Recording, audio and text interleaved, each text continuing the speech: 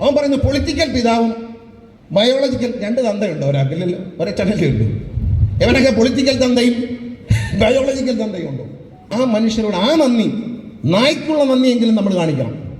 അപ്പോൾ എന്താണ് പത്മജയുടെ പിതൃത്വത്തെ പറ്റി ഒരുത്തൻ ചോദിക്കുകയാണ്. അപ്പോൾ ലീഡറുമായി ഏറ്റവും വലിയ ആത്മബന്ധം പുലർത്തുന്ന ആളാണ്. അന്നും ലീഡറിനെ പറ്റി നല്ലതേ ഞാൻ പറഞ്ഞിട്ടുള്ളൂ. ഞാൻ LDF നിൽക്കുമ്പോഴും ഇന്നും ലീഡറെ പറ്റി നല്ലതേ പറഞ്ഞിട്ടുള്ളൂ. കാരണം എനിക്ക് എന്നെ രാഷ്ട്രീയത്തിൽ കൊണ്ടുവരാൻ വഴികാട്ടി അദ്ദേഹം എൻ്റെ അച്ഛനെ നിർബന്ധിച്ചാണ് എന്നെ തെരഞ്ഞെടുപ്പിൽ മത്സരിക്കുന്നത്. അദ്ദേഹത്തിന് നിർബന്ധം കൊണ്ട് മാത്രമാണ് എന്നെ തെരഞ്ഞെടുപ്പിൽ. ഞാൻ രാഷ്ട്രീയത്തിൽ വന്നത് ലീഡറുടെ നിർബന്ധം കൊണ്ടാണ്. കെ കരുണാകരൻ്റെ വീട്ടിൽ അങ്ങേരുടെ മകൾ BJP ചേരും, നക്സലി ചേരും, എവിടെയാണോ പോട്ടെ നമുക്കൊന്നുമില്ല. അവരെവിടെ പോയാലും നമുക്കൊരു കുന്തവുമില്ല LDF. പക്ഷേ ഞാൻ പറയുകയാണ്, ആരാണ് കോൺഗ്രസ്സുകാരെന്ന് തിരിച്ചറിയാൻ വേണ്ടി പറയാം. കേരളത്തിലെ ജനങ്ങൾ മനസ്സിലാക്കണം ആരാണ് കോൺഗ്രസ്സുകാർ. നന്ദി കെട്ടവരാണ്, വോട്ട് ചെയ്ത ജനങ്ങളോട് നന്ദി കെട്ടവരാണ്, വളർത്തിക്കൊണ്ടുവന്ന കയ്യിൽ പാമ്പിനെ പോലെ കടിക്കുന്നവരാണ്.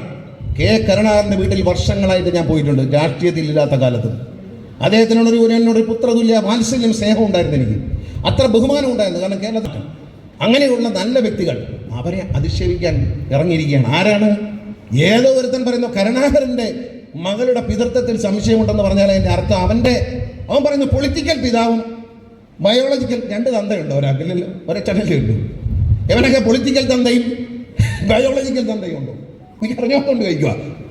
കരുണാകരൻ സാറിൻ്റെ മകളുടെ പിതൃത്വത്തെ പറ്റി ചോദിക്കുമ്പോൾ അവിടെ നിന്ന് ഈ അമ്മയും ഈ മകളും വിളമ്പിക്കൊടുത്ത തിന്ന നേതാക്കന്മാരാണ് ഇപ്പോഴത്തെ കേന്ദ്രത്തിലെ വലിയ നേതാക്കൾ. ഇപ്പോൾ കേരളത്തിൽ മത്സരിക്കാൻ വന്നിട്ടുണ്ട്. അയാളൊരു മറുപടി, രമേശ് ചെന്നിത്തല മാത്രമാണ് ശരിയായില്ല എന്ന് പറഞ്ഞ്, ബാക്കി നന്ദി കെട്ടവർ. നിങ്ങൾ കാണാം, അവിടുത്തെ സീനം തന്നെയാണ്. അവിടെ ചെന്നിട്ട് ചേച്ചി പത്മ ചേച്ചി ഒന്ന് ലീഡറെ കാണണം. ലീഡറെ കണ്ടു കഴിഞ്ഞാൽ ഇറങ്ങിയാണ് പത്മ ചേച്ചിയുടെ കാലിൽ തൊട്ടുക. ഞാനിത് കണ്ണുകൊണ്ട് കണ്ടവനാണ്. ചേച്ചി ഇത്ര മണിക്ക് ലീഡറെ കണ്ട് സീറ്റ് ചോദിച്ചാൽ കിട്ടുമെന്ന് ജോത്സ്യൻ പറഞ്ഞിട്ടുണ്ട്, എന്നെ ഒന്ന് കയറ്റി വിടണം. 6:30 മണിക്ക് ഉറങ്ങിക്കിടക്കുന്ന കെ കരുണാകരൻ മുറിയിലേക്ക് ഒരു നേതാവിനെ കയറ്റി വിട്ടു. അച്ഛാ ഇതാ ഒന്ന് നോക്കൂ എന്ന് പറഞ്ഞ് കിടക്കുന്ന ആളിൻ്റെ കാലിൽ തൊട്ടുകൊണ്ടു. ആരെ? എന്നിട്ട് പാർലമെന്റ് സീറ്റ് വാങ്ങിച്ച ആളുകളുണ്ട്. ഇതൊക്കെ കണ്ടവനാണ് ഞാൻ. രാഷ്ട്രീയത്തിൽ ഒന്നും കണ്ടതല്ല, അവരുമായിട്ടുള്ളൊരു കുടുംബ ബന്ധത്തിൽ. ഞാനിപ്പോൾ അവർ BJPയിലല്ലേ അവിടെ പോയി ചേർന്നാലും ഞാൻ ചേച്ചിയെന്നാണ് വിളിച്ച്, ഇനിയും ചേച്ചിയെന്നേ വിളിക്കത്തുള്ളൂ, അത് വേറെ കാര്യം. പക്ഷെ പോന്നിവാസം പറയുന്നതിന് അത് കേട്ടിട്ട് ഉണ്ടായിരിക്കുന്നവരാണ് പോയി പറഞ്ഞവരും വിവരം കെട്ടവരാണ്, സംസ്കാര ശൂന്യരാണ്. പക്ഷേ കേട്ടുകൊണ്ട് മിണ്ടാതിരിക്കുന്നവർ. ആ വീട്ടിൽ കയറി നടന്ന കണ്ണൂരിൽ നിന്നാൽ തോറ്റുപോകും CPM-നോടെന്ന് പേടിച്ച് ആലപ്പുഴയിൽ കൊണ്ട് മത്സരിപ്പിച്ച് പാർലമെന്റിൽ അയച്ച, അസംബ്ലിയിൽ അയച്ച ലീഡറെ മറന്നവർ. അദ്ദേഹത്തിന്റെ മകളുടെ പിതൃത്വം ചില്ലറ സമ്മാനത്തിനാണോ പറയുന്നത്? എടാ നീ പറഞ്ഞ് ശരിയല്ല എന്ന് പറയാൻ ആരെങ്കിലും തയ്യാറായോ? രമേശ് ചെന്നിത്തലയല്ലാതെ ആരെങ്കിലും തയ്യാറായോ?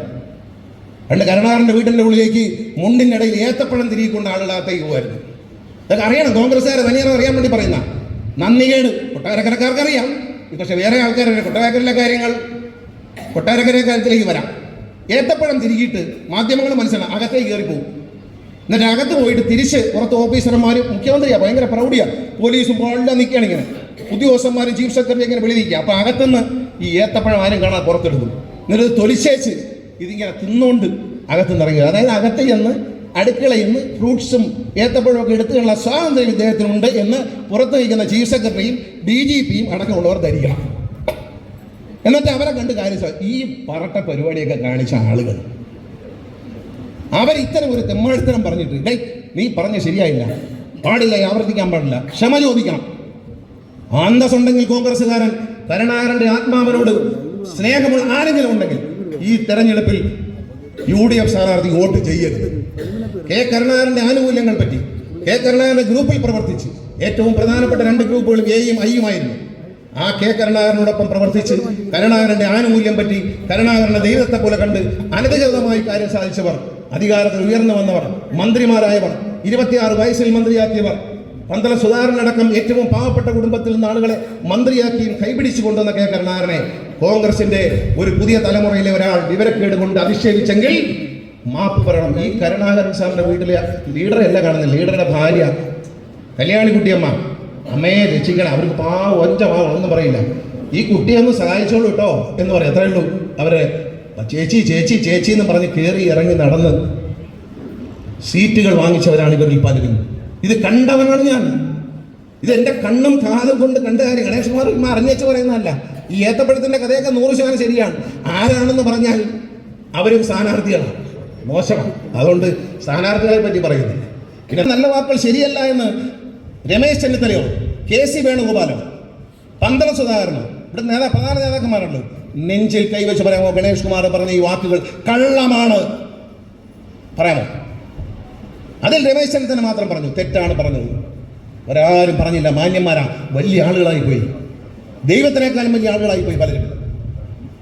നെറുകെട്ട വർത്തമാനം പറഞ്ഞാൽ അരുത് എന്ന് പറയാൻ നമുക്ക് കഴിയണം.